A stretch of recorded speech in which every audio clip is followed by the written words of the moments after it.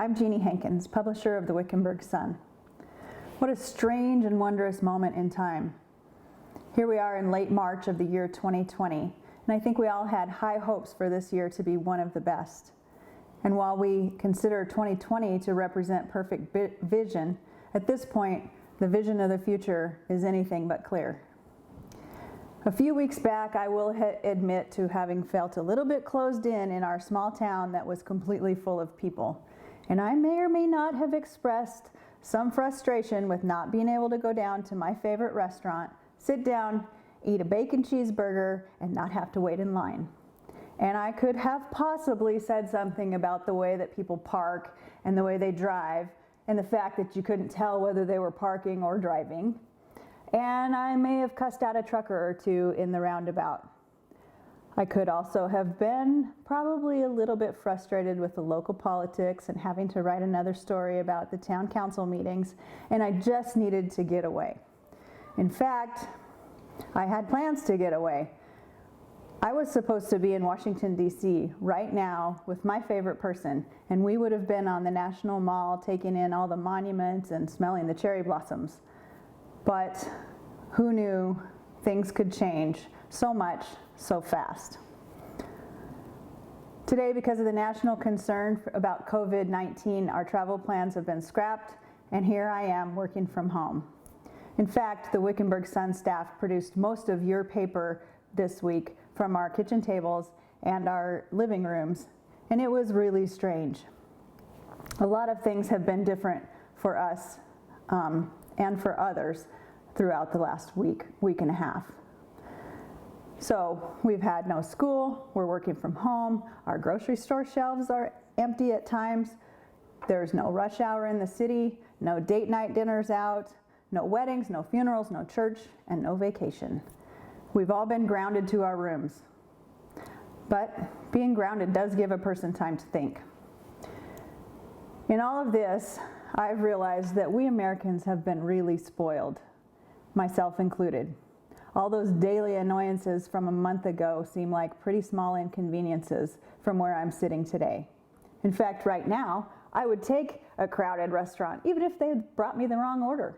And if I were at the roundabout, I would give a friendly wave to those truck drivers that are still keeping our shelves stocked as best they can.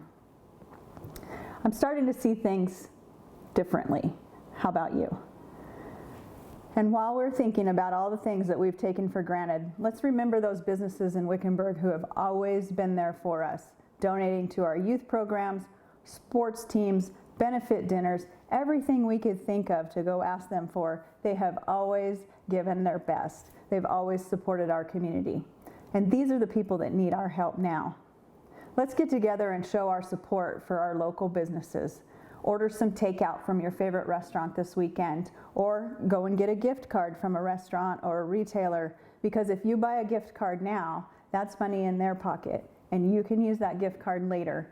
You could give it as a birthday gift, stock up on Christmas presents, stocking stuffers, anything like that. So anything you can think of to just go ahead and help those businesses out. We need to be there for each other. Let's all think creatively about how we can help.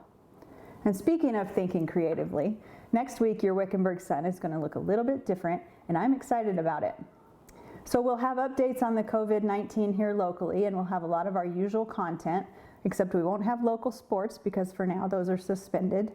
But as an addition to the usual paper, we'll have a 24-page full-color tabloid section that is just completely full of educational activities for kids of all ages. In fact, I've even caught myself doing some of these puzzles and games myself, and it's fun. It's fun to learn and to remember those things that you knew in school.